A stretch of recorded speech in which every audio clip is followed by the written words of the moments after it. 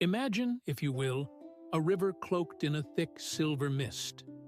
You are alone in your small wooden boat, rowing slowly through the damp silence. The only sound is the rhythmic dip of your oars into the dark water. Suddenly, out of the gray veil, another boat emerges, drifting fast, heading straight for you. It strikes your hull with a jarring thud. In an instant, your chest tightens. Anger flares like a sudden fire. You drop your oars and begin to shout, cursing the invisible rower for their blindness, their recklessness, their utter lack of care. But as the current pulls the mist apart, you see it. The boat is empty. There is no one to shout at. There is no enemy. It was simply a vessel, unmoored, dancing to the whims of the tide. In that singular moment, your anger evaporates. There is no longer a who to blame, only a what that happened. This is the ancient secret of the empty boat. We spend our lives exhausted because we believe every boat that hits us is steered by someone trying to hurt us. We believe the world is personal. We care so much about the intentions of others, the slights of strangers, and the chaos of the day that our souls become bruised and weary. But the truth is, most of the world is just drifting, unmoored and empty. If you feel this resonance in your heart, perhaps you might consider joining our circle by subscribing and leaving a like. It helps this small sanctuary reach those who are still lost in the storm. I often find myself wondering where these words travel. What sky are you sitting under right now? Please, tell me in the comments. I truly cherish knowing which corner of the world our spirits are meeting in. And if you find this space vital to your daily peace and wish to support our mission of posting these reflections every day, there is a small, super thanks heart below the video. Even the smallest gesture is a fertile seed that keeps this fire burning when the night is cold. Sometimes, the spoken word moves too fast for the deepest lessons to take root. For those of you who feel the need to linger longer in the silence of the page, I have gathered a collection of insights into a guide I call Master the Right Moment. It is a quiet study on the sacred art of timing, knowing when the fruit is ripe to be picked and when it must remain on the branch. It is a companion for those tired of rushing. You may find it through the link I have left for you in the comments below. We often find ourselves trapped in a voragem of doing, believing that if we stop pushing, the world will stop turning. Our era has taught us that to be still is to be stagnant, and to yield is to lose. But the old masters saw the world differently. They saw the paradox of Wu Wei, the art of effortless action. Consider the wisdom of water, as the old teacher Lao Tzu often did. Water is the softest thing in existence, yet it can wear down the hardest stone. It does not argue with the mountain, it simply flows around it. When it meets a wall, it waits until it rises high enough to spill over. It never loses its nature, yet it never fights the terrain. We, in our modern frenzy, have forgotten how to be water. We treat our toxic workplaces and our difficult social circles like stone walls we must break with our foreheads. We care so intensely about winning the argument or fixing the broken person that we dull our own spirits. To practice the forbidden art of not caring is to realize that you don't have to break the stone. You can flow. When a colleague speaks with a poisoned tongue, realize their boat is empty. Do not absorb the impact. Flow around the noise. Your strength is not in your hardness, but in your ability to remain fluid and unaffected. This brings us to the profound rhythm of maturation. Our society is obsessed with the hustle, with the idea that if we aren't successful by 25, we have failed. We are plagued by the anxiety of being behind. But look at the great forest. The oak tree does not feel inadequate because it takes decades to reach the clouds while the weeds grow in a week. Nature does not hurry, yet everything is accomplished. When we care too much about the artificial timelines of the world, we create a friction in our souls that leads to burnout. We are trying to force the flower to bloom by pulling on its petals. Wu Wei teaches us to trust our personal season. If you are in a season of waiting, do not call it stagnation. Call it rooting. If you are in a season of struggle, do not call it failure. Call it tempering. By not caring about the speed of others, you finally find the rhythm of your own soul. There is a story of a skilled butcher named Cook Ding, told by the sage Zhuangzi. Most butchers must change their knives every month because they hack at the bone. But Cook Ding had used the same blade for 19 years, and it remained as sharp as the day it was forged. When asked his secret, he said, "I do not hack. I look for the natural openings. I find the spaces between the joints where there is no resistance." This is how we must navigate our modern lives. We burn out because we are constantly hacking at the bones of life. The unsolvable problems, the bureaucratic red tape, the impossible expectations. We care too much about forcing a result. To not care in the Taoist sense is to stop hacking and start looking for the cracks. It is finding the path of least resistance in your schedule, in your family dynamics, and in your creative work. It is the intelligence of the heart that knows where the blade can slide through without ever becoming dull. In our digital age, this not caring must extend to the glowing screens in our pockets. We have allowed the world to install a direct line into our nervous systems. Every notification is a phantom boat hitting our hull. We feel we must care about every headline, every trend, every outrage. This is a theft of our inner sovereignty. Digital Wu Wei is the practice of fertile silence. It is the conscious choice to let the noise dissipate before it reaches your inner ear. It is the realization that your opinion is not required for the sun to rise. When you stop caring about the digital shadow play, you reclaim your energy for the things that actually have resonance: the warmth of a meal, the breath in your lungs, the person sitting across from you. You are not being ignorant. You are being selective. You are guarding the light of your candle from the wind. As we move deeper into this forest of the soul, we encounter the wisdom of the uncarved block, which the ancients called Pu. Think of a piece of wood just taken from the tree. It is simple, rough, and without a specific shape. The world, however, wants to carve that wood. It wants to turn you into a professional, a success, a consumer, or a brand.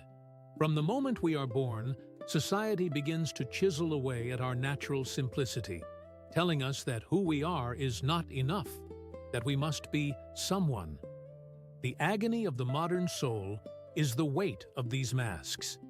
We care so deeply about how we are perceived that we lose the ability to perceive ourselves. Think of the performance we play on social media, the curated images, the practiced smiles, the transfiguration of our messy, beautiful lives into a sterile gallery. This is the ultimate carving. We have become so focused on the sculpture that we have forgotten the wood. To practice the art of not caring is to return to the state of the uncarved block. It is to say, I do not need to be useful to be worthy. I do not need to be beautiful to be valid. I am enough in my raw, unpolished state. Zhuangzi once spoke of a useless tree. It was gnarled, twisted, and its wood was too soft for timber and too knotty for furniture. Carpenters walked past it with contempt. Yet, because it was useless, no one ever cut it down. It lived for centuries, growing into a magnificent giant that provided shade for thousands of travelers. There is a profound protection in being useless to the systems of greed.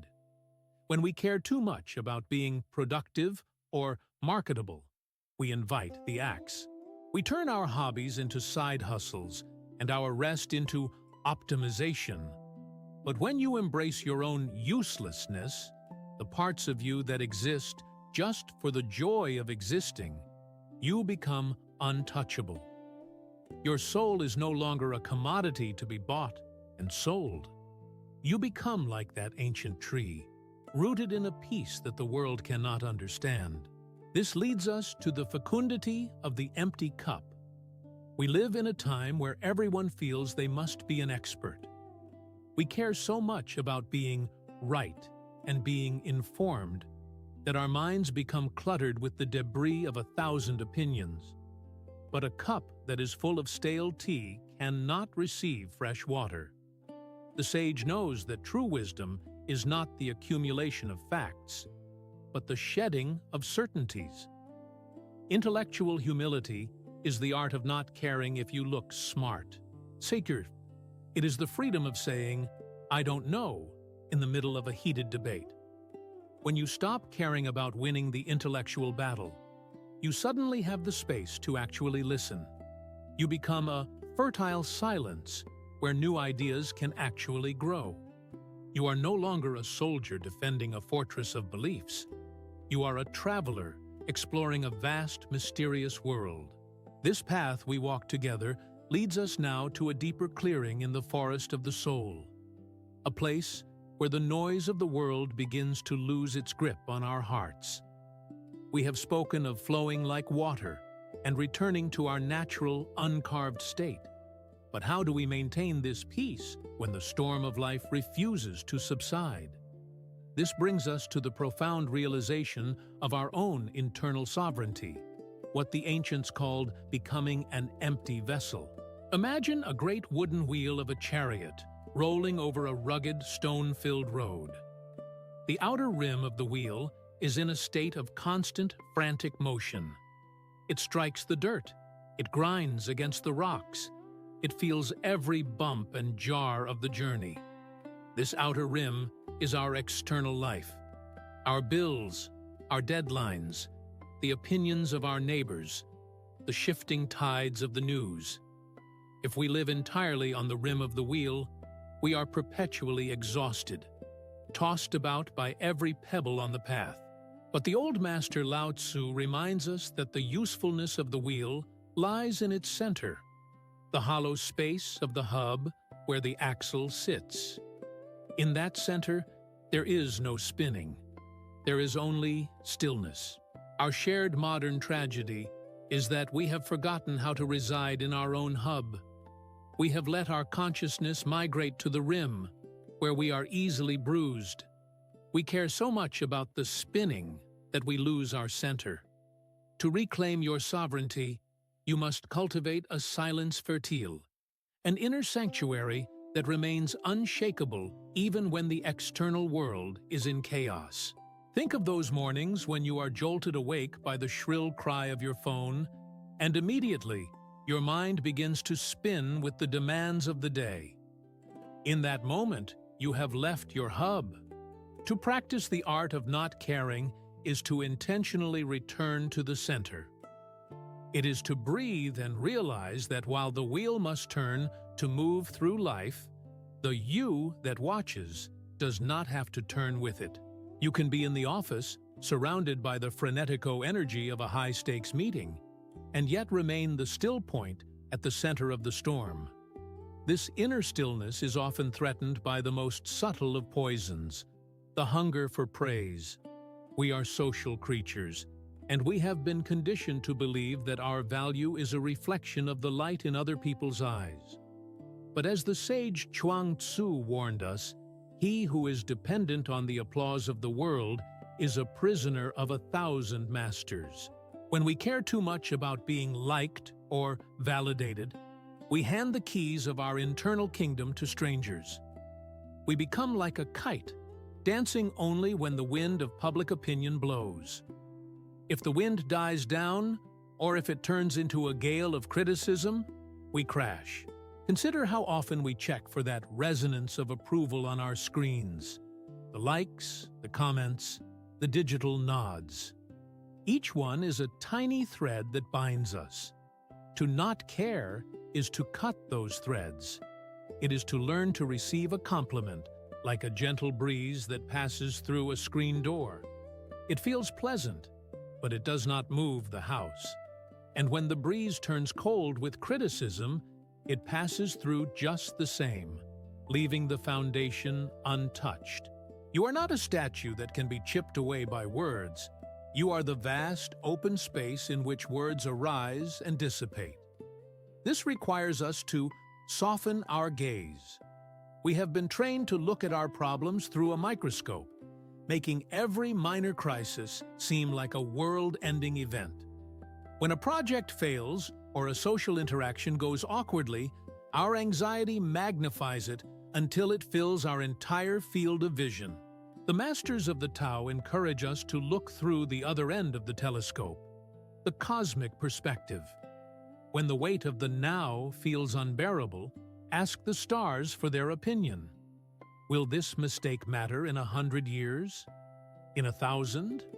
When you expand your timeline, the abysmo of your current worry reveals itself to be a mere crack in the sidewalk. This is not about being cold. It is about being wise.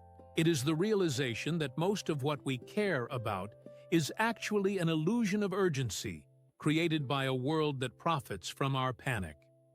The bridge to this sovereignty is as close as your own chest. The breath is the only part of our being that is both a reflex and a choice. It is the physical manifestation of the Tao. In moments of high tension, when the ruido of the world becomes deafening, our breath becomes shallow and rapid, as if we are preparing for a battle that never comes. We are anchoring ourselves in stress. The ancient practice of the Taoist sigh, or the deep abdominal breath, is a way of telling your nervous system that the boat is empty. There is no enemy. By mastering the breath, you master the osmose between your inner world and the outer chaos. You stop the world from leaking into you. You become the vessel that can carry the water without becoming the water. As we find our center, we inevitably face the urge to reach out and fix the world around us. This is perhaps the most difficult stage of our journey, the art of not correcting others. We live in an era of constant intervention. We feel a moral obligation to point out every error, to win every argument, and to straighten the crooked paths of those we love. We care so much about being the architect of reality that we become its most frustrated victims. The old master Lao Tzu gave us a metaphor that is a balm for the restless mind. Do you have the patience to wait till your mud settles and the water is clear? Can you remain unmoving till the right action arises by itself? Think of a glass of muddy water. If you are frustrated by the dirt, your instinct is to reach in and stir it, hoping to pull the impurities out. But your very intervention only keeps the mud in suspension. The water stays cloudy because you are caring too aggressively. The only way to see clearly is to set the glass down and do nothing. In our relationships, we are constantly stirring the mud. We see a partner's flaw, a friend's mistake, or a child's struggle, and we rush in with our corrections, our advice, and our judgment. We do this because we care, yes, but it is a heavy, suffocating kind of care. It creates a friction that wears both souls thin. To not care in this sacred sense is to grant the people in your life the dignity of their own process. It is to trust that their mud will settle in its own time. Sometimes, the most fecundo thing you can do for someone is to stop trying to fix them and simply be a steady, non-judgmental presence. This leads us to the hidden power of silence. We often believe that if we don't speak up, we are losing. We feel we must have the last word in an argument to maintain our status. But he who knows does not speak. He who speaks does not know. Every time you engage in a voragem of words to defend your ego, you are leaking your life force. You are giving your power away to the person you are arguing with. Silence is not a sign of weakness. It is a sign of an overflowing internal cup. When you no longer care about winning a verbal battle, you become invincible. No one can defeat a man who has no desire to fight. This is the principle of Bu Zheng, non-contention. The river does not compete with the banks. It simply follows its path. And because it does not compete, it is never exhausted. This spirit of non-contention allows us to move through the world with a loose grip. We are so afraid of loss of status, loss of money, loss of youth, that we white-knuckle our way through life. We treat every change as an impermanencia that must be resisted. But the sage Liezi reminds us that we are merely guests in this world. Everything we own is actually on loan from the Tao. Your house, your body, even your very thoughts. They are passing through you like clouds through the sky. When you care too much about holding on, you create a tension that invites suffering. Imagine holding a handful of dry sand. If you squeeze your fist tight to keep it, the sand escapes through your fingers. But if you keep your hand open, the sand rests peacefully in your palm. This is the art of not caring applied to the flow of time. It is the ability to say, "This too shall pass," and that is as it should be. Whether it is a season of abundance or a season of maturação in the dark, we accept it without the desperate need to correct the design of the universe. By letting go of the need to be the world's judge, you finally find the energy to be its witness. You stop fighting the current and start using it. When you stop caring about making the world right according to your narrow blueprints, you discover that the world, in its messy, chaotic, and unpredictable way, is already functioning according to a much grander rhythm. You move from being a frustrated worker in the factory of life to being a guest at a cosmic feast. You are no longer exhausted by the effort of correcting. You are nourished by the act of being. As we walk further into this thinning mist, we must confront the most exhausting theater of our lives, the social world. We are social animals, but we have become social slaves, constantly measuring the resonancia of our presence in the hearts of others. We carry a heavy burden of selective indifference, not because we are cold, but because our emotional energy is a finite, sacred spring. If we water every weed in the desert, we will have nothing left for our own garden. This is why the old masters spoke of the mask of the sage, the ability to be ordinary on the outside while remaining extraordinary and untouched on the inside. Think of the way we move through our modern cities, or how we navigate the frenetico landscape of our offices. We often feel that to be respected, we must be loud, we must be special, we must be noticed. We care so deeply about our status that we become transparent, allowing every social wind to ruffle our feathers. But consider the wisdom of being unremarkable. When you no longer care to impress, you become invisible to the predators of the ego. You walk through the world like a shadow. You are there, you do your work, you are kind, but you do not offer your soul up for judgment. This low profile is not a sign of fear, but a masterstroke of strategy. It is the silencio fertile that protects your inner light from the voragium of public scrutiny. You learn to play the social game without letting the game play you. You wear the mask of the ordinary, and in doing so, you find a freedom that the famous and the powerful can never know. This leads us to the discipline of the great archer. In the ancient stories, a master archer does not fire at every bird that flies across the horizon. He knows that his focus and his arrows are precious. In our daily lives, we are constantly firing our emotions at shadows. We get angry at a comment on a screen. We feel wounded by a neighbor's indifference. We obsess over a relative's disapproval. We are caring about things that do not deserve our maturation. We must learn to look at the ruido of social drama and simply say, "This is not my battle." By being indifferent to corporate gossip or the petty rivalries of our peers, we conserve our spirit for what is vital. We save our arrows for the moments that truly matter: the health of our families, the integrity of our work, and the peace of our own minds. We must also learn to respect what the Taoists call the Di, the inherent nature of all things. We often suffer because we care too much about changing people who have no desire to change. We try to turn a fish into a bird because we think the bird's life is better. We argue with our partners, our parents, or our friends, trying to correct their nature to match our own blueprint.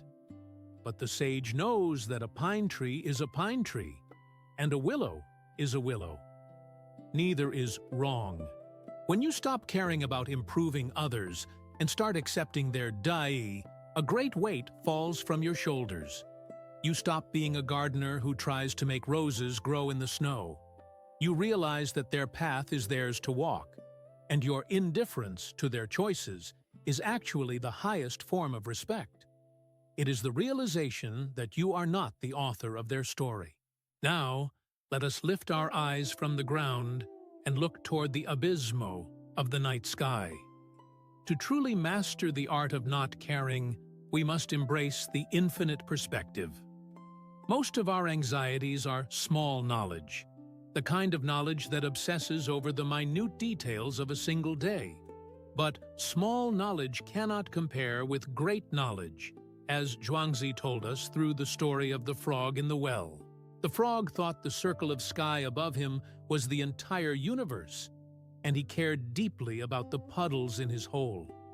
It was only when the great turtle of the North Sea told him of the ocean, a body of water so vast that 1,000 years of floods could not raise its level, that the frog realized his massive problems were nothing at all.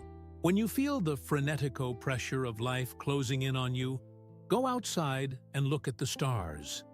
Realize that the light hitting your eyes began its journey before your great-grandparents were born. In the cosmic view, your missed deadline, your broken heart, and your social embarrassments are less than the blink of an eye. This is not meant to make you feel insignificant, but to make you feel weightless. If your life is a tiny spark in an infinite darkness, why spend that spark in a state of panic?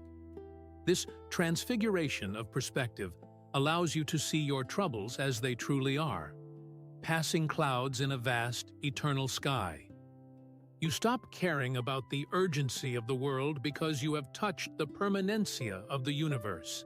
This brings us to the famous dream of the butterfly. Zhuangzi once dreamt he was a butterfly, fluttering happily, unaware that he was Zhuangzi. When he awoke, he was confused. Was he a man who had dreamt he was a butterfly? Or was he now a butterfly dreaming he was a man? This is not a mere riddle. It is a way of dissipating the deadly seriousness with which we treat our lives. If life has the quality of a dream, then our failures are not fatal, and our losses are not permanent. We can approach our daily struggles with a sense of play. We can care about our work as a child cares about a sandcastle, with total devotion in the moment, but with the wisdom to know that the tide will eventually come and wash it away.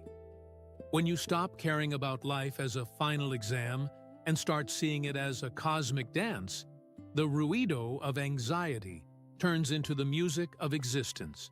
We must also realize that we are merely guests in the world. We act as though we are the owners of our houses, our cars, and our reputations. We cling to them with a desperate grip, and we suffer abysmal pain when they are taken away. But the sage Liezi reminds us that even our bodies are not our own. They are a combination of elements on loan from the Great Oneness. When you realize that everything you have is a gift to be used for a short time, the anxiety of loss begins to dissipate. You stop caring about possessing and start caring about experiencing. You move through life with a loose grip, appreciating the beauty of the flower without needing to pluck it and watch it die in a vase. You are a traveler at a magnificent inn. You enjoy the bed and the meal, but you do not cry when it is time to check out. As we reach the end of our journey today, I want you to feel the transfiguration in your own body. Not caring is not an act of emptiness. It is an act of becoming so full of your own presence that the world's chaos has no room to enter. You are not becoming a stone. You are becoming the space in which the stone exists. Tonight, before you sleep, I invite you to do one thing. Step outside, or simply look out your window and find a tree. Notice that the tree is not trying to grow. It is not caring about whether its leaves are as green as the neighbors. It is not anxious about the coming winter. It simply stands. It yields to the wind. It drinks the rain. And it trusts the maturation of the seasons. You are no different from that tree. You are a part of this same fecundo design. Pick one thing today, just one boat hitting your hull, that you will decide is empty. One comment you will not answer. One worry you will let settle like mud. One expectation you will drop. Feel the lightness that follows. Carry that lightness with you into the dark. Care about what the Tao cares about. The rhythm of the breath, the kindness of the heart, and the peace of the present moment. Everything else is just mist on the water.